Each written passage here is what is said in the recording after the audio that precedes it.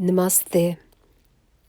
On this journey to Maha and Babaji's cave,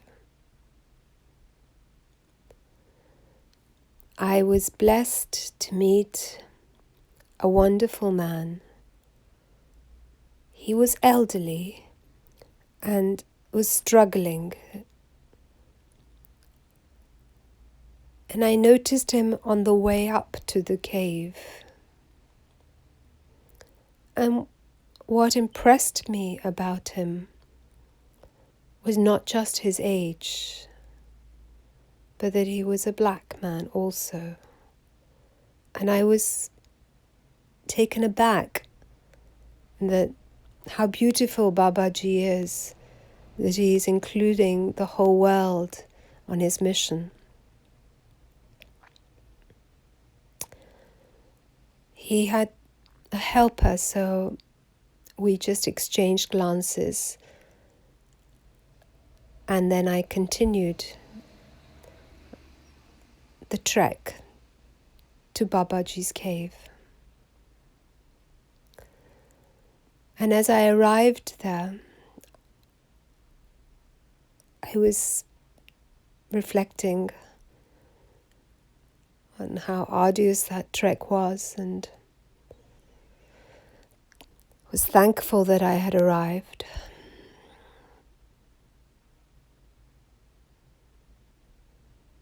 And then at that moment, the elderly gentleman came and also sat in the cave alongside me.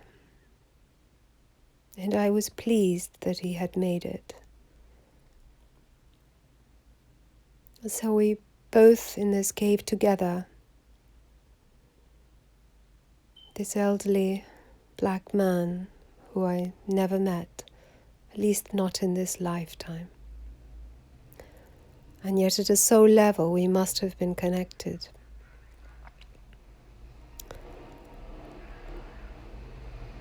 And so it went to pass that after all of this, I was continuing my walk back down.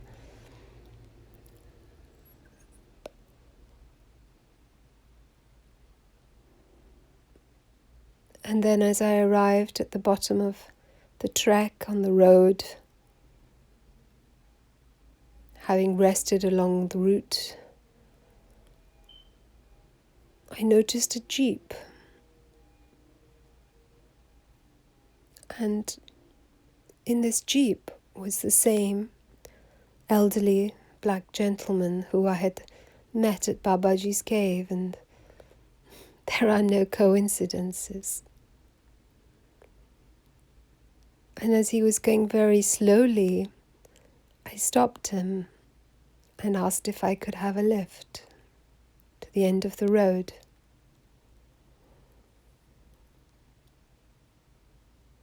He nodded. He was in deep contemplation. So we didn't talk very much. And yet we both felt a deep connection of our souls.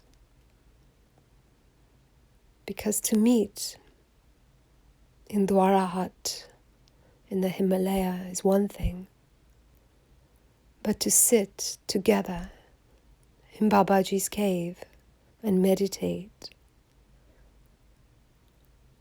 and then to meet again, is no coincidence. At a soul level, we were connected deeply from past lives on this journey of consciousness, of truth, of oneness, of wholeness.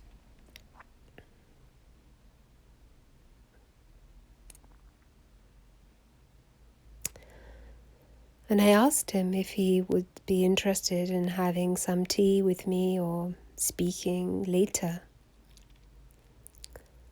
And he smiled and said that he had to get back to his mission, and that he had come to India after 40 years to this journey of Babaji's cave. And he was probably unlikely to come again. And that he was on his way to some conference. I think he was part of the SRF. They were having a global conference in Ranchi. Sri Yukteswar's anniversary was there.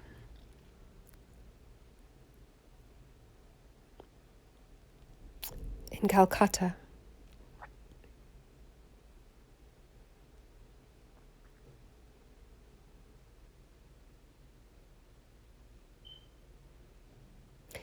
He also said that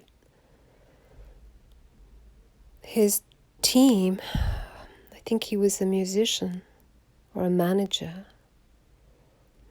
had to cancel in Italy their concert. And I was surprised because this was all happening in the beginning of February, which is when I was in India of 2020. That this was in Italy because I had been in Italy in January. But anyway, I thought nothing of it and just offered my thanks to him. I offered some money and of course he didn't take it. And then instead I offered him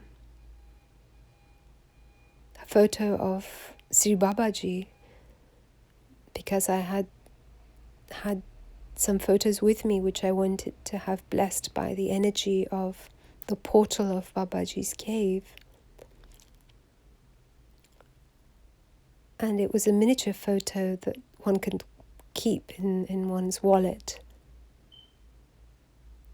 And he was very grateful. I remember his beaming smile because it wasn't something he had thought of doing.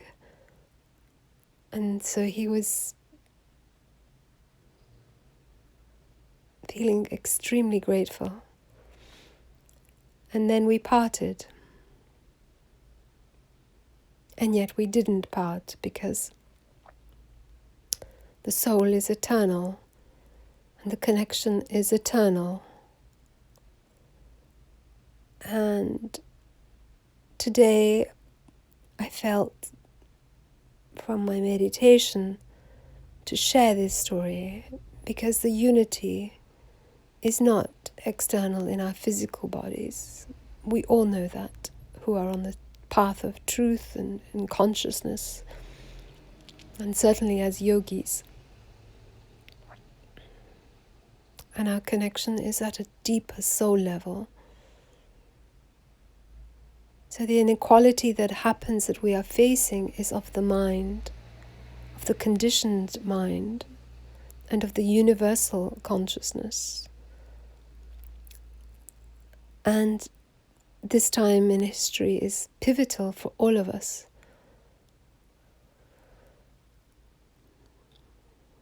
And it is being asked from all of us to offer love and unity and harmony and peace, and to be part of the shift in the global consciousness, to participate, but without violence. In the words of Mother Teresa, I will not go to a rally of war, but I will go to a rally of peace. And also with Gandhi, let this march be peaceful or I will fast to my death.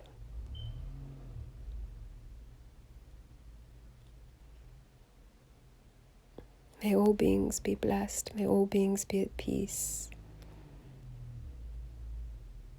I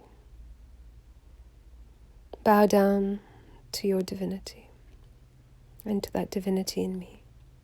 Namaste.